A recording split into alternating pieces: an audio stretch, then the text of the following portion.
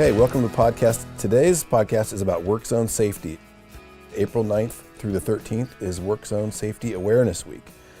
And of course, Workzones have an important function for us. We try to get people to slow down, pay attention, and all those signs and barrels are there for a reason. We really need people to focus on the road so we can improve safety both for the traveling public, but also for our workers. To learn a little bit more about Workzones, we're chatting with a couple of our employees today, Director Torczon, a project manager in Omaha, and Mark Bohr, a highway maintenance supervisor out of Dorchester. These guys have a lot of experience working in Workzones, and I think you'll enjoy the conversation as much as I did, just to learn about how they approach it and what it's like to be out there every day as the cars fly by. So let's get to that conversation with Derek and Mark. Okay, well, thanks for joining the podcast, and I've got a couple guests today that I want to introduce. I'll let you guys introduce yourselves, and then we'll talk a little bit about where you're from and what you do for us. My name is Director Torczon. I'm an Engineer 3 project manager in the Omaha office. Okay, Derek, welcome. Mark Bohr, I'm a maintenance supervisor out of District 1 in the Dorchester yard. Welcome, Mark. Thank you. How long have you been with the department, Mark? 33 years. That's a good run. That's a long time. Have you been in the same office the whole time? Been in Lincoln and back out in Dorchester, Yeah. so been in management about 29 years. What made you come to work at the DOT, Mark? I worked underground coal mine in Wyoming for 4 years and come back to Nebraska and looking for a job at that point in time, and opportunity opened up in my hometown. And so it served you well. It sounds Yes. like you've enjoyed it. I've enjoyed it. Well, I can't wait to learn more about your experience. And Derek, how long have you been with us? Just under 10 years. And have you been in the same place the whole time? Yep, in the Omaha construction office. I Yeah. started as an Engineer 1 and worked my way up to an Engineer 3 after passing the PE exam. Excellent. What made you come work for us, Derek? Well, I went to college at the University of Nebraska, Omaha, and then a civil engineering degree. And since I've been a little kid, I've just been fascinated with roads and Oh, no kidding. highway construction, and job opportunity opened at So an you're Omaha living a office. lifelong dream here. Yeah, Yeah. When you say fascinated with roads, what do you mean? just growing up playing in the sandbox, making a road with the grader, and being creative as possible. Yeah, cool. So I've got a 3-year-old and a 5-year-old, and they love cars and monster trucks and roads.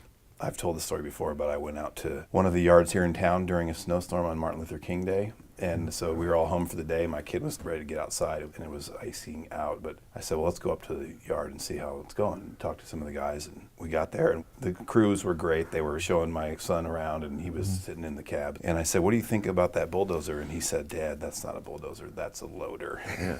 I was like, okay, buddy. He straightened me out. At the time, he was 3. But, he just watches these YouTube videos of all this equipment. He knows way more about it than me, which is embarrassing, but also I'm a little proud of him, I guess you could say. Definitely. So, well, I'm glad you guys are here. And so we're talking about an important topic today, Workzone safety. And it's something that I know when I'm out on the road talking to folks, it is the number one topic that comes up, and concerns from our staff about distracted driving and the nature of folks out there today. So just talk a little bit about the importance of Workzone safety and what it's like to be out there on the road, Mark. Well, we've got all kinds of projects going on. On the maintenance side, ours are short-term compared to Derek's on the construction.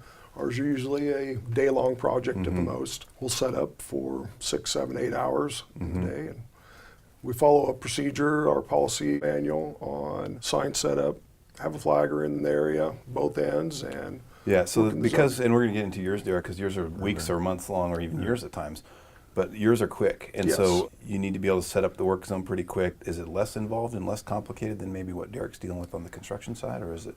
Derek's are usually probably on a larger scope. Ours are 2 or 3 miles long at the most, and we'll work in that zone.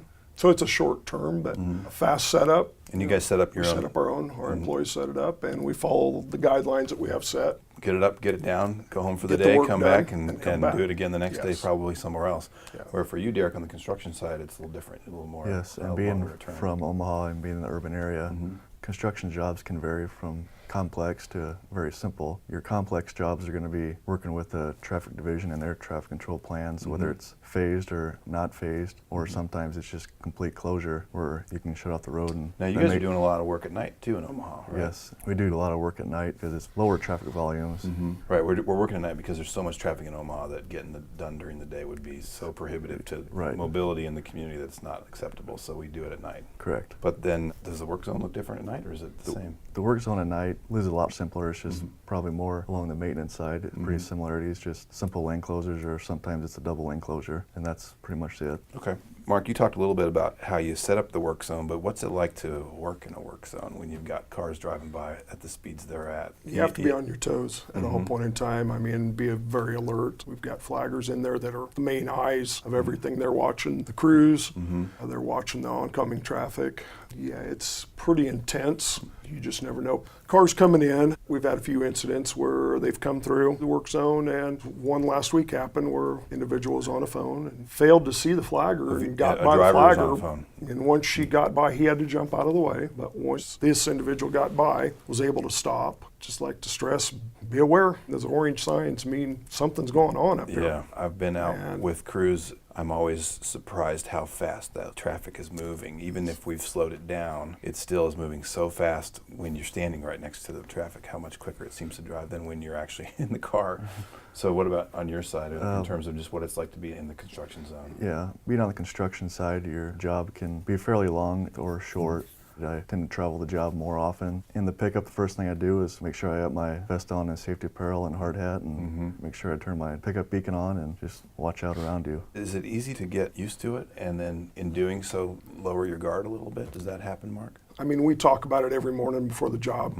Just don't get complacent in what you do. Discuss it. Just make sure everybody's aware, and communication is huge. Yeah, looking out for each other, and if you see something, a near miss or could have been a near miss, you talk about it. Because you work with these guys all day long, you know, it's almost like your family. Sure. And you want to take care of them. That family piece, not only with your workers, but I think sometimes the traveling public doesn't necessarily think about the folks that are over there and how they got families at home, and you know, they're members of our community and our neighbors. That's something I try to stress when I'm out talking to people. Sometimes we get caught up in the delay of the day, because now I'm in a construction zone and it's slowing me down, but meanwhile we're serving the public with the work we're doing, but also these are real people on the side of the road. Pretty important. In almost everything we do, it's thoughtful. We have policies, we have plans, and work zones are no different, I presume. And so talk a little bit about how we set up our work zones. The first thing is when you see orange signs with road work ahead, just get aware that there's going to be abnormal driving conditions ahead, whether that's lane closures, possible bridge restrictions, or lane width restrictions. So we're trying to let people get prepared. Here's the road work ahead. And the higher the speed, the earlier we warn them. The whole idea is to create an environment that it gets their attention, but also seems familiar to them in terms of being able to predict how it's going to look. And so, Mark, that's something you do. You try to set them up so they're familiar, but attention-grabbing. Yeah, try and get it standardized. We've got it standardized across the state, nationwide, so you can travel from state to state. It should all be the same. You're going to see it and know what you're getting into. That's important, I think. Well, I agree, in part because folks are traveling fast on the highway, and they need to be able to predict what they're going to see based on their experience driving in other places. And so our standards are very thoughtful in that way and consistent not only in Nebraska, but across the country. So here's a question I get all the time, and I bet you guys do too. How come I enter into a work zone and I'm prepared to see my trusted Department of Transportation out there working on the road, and sometimes I get through there and there's nobody working?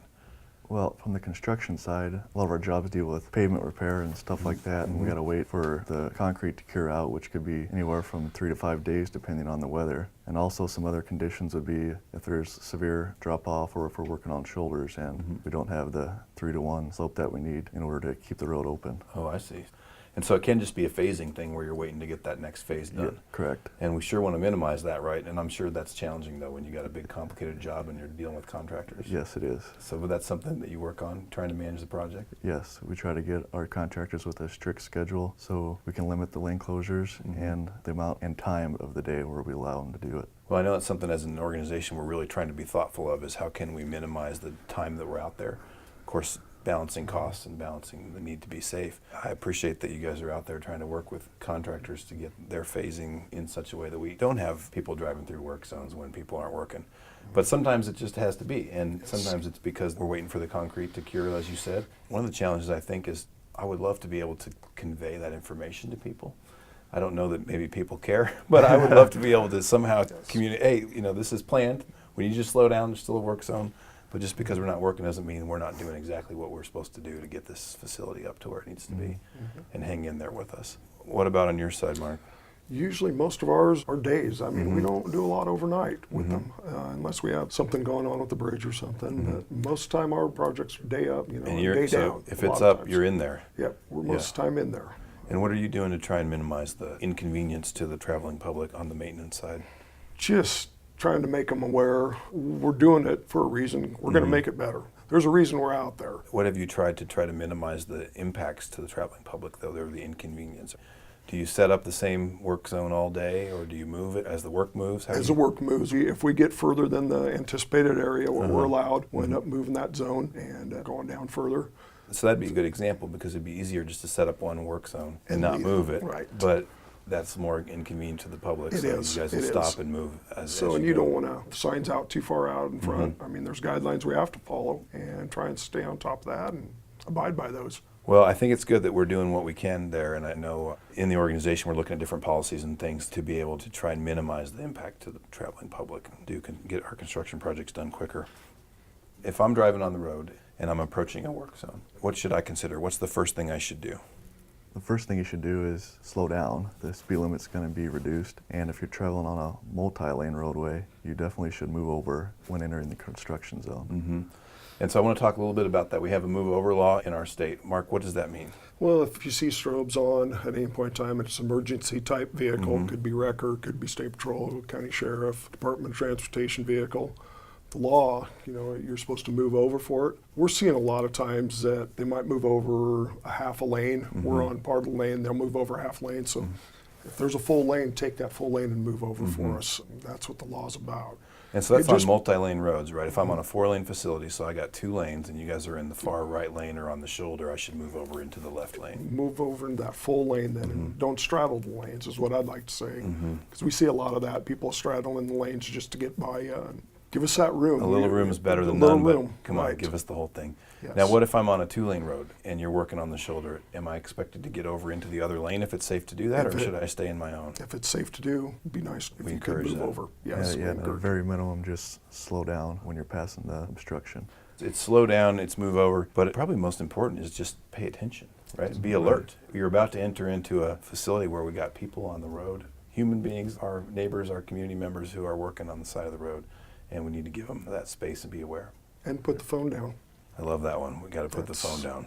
Put the phone down. See a lot of texting, a lot of phone calls going on. Seeing more and more of that. Distractions. We've got to do more to encourage that, because I think it's a huge concern nationally, this distracted driving, but especially in work zones. We've got to have people putting their phone down.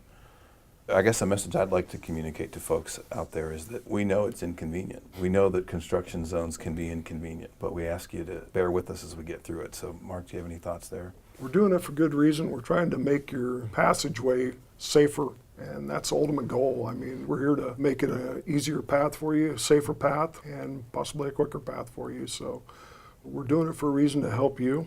The inconvenience is only temporary, right? Yes. Yeah, and being in a higher populated area, you're going to have more issues with traffic closures and possible detours. Just know that in the long run, it's saving time if you need a full closures or doing it in phases.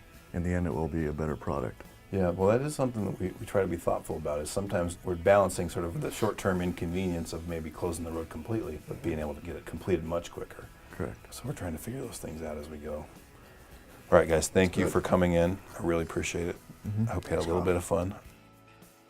Okay, it was great to hear from Mark and from Derek. I hope you enjoyed that conversation as much as I did, learning a little bit about what it's like to be out there on the road every day in the work zones. And we know construction is inconvenient for people, and we're trying to do what we can to make it less inconvenient. But I think ultimately our focus is on the final product, making sure we deliver a project that improves safety and that makes a smooth ride for everybody. So I guess the final thought is make sure you give yourself plenty of space when you enter the work zones this summer, and think about our workers. Give them a break when you're out there, when you're driving through those work zones. We'll be out of your way before you know it, and we'll have a good product and a good roadway for you.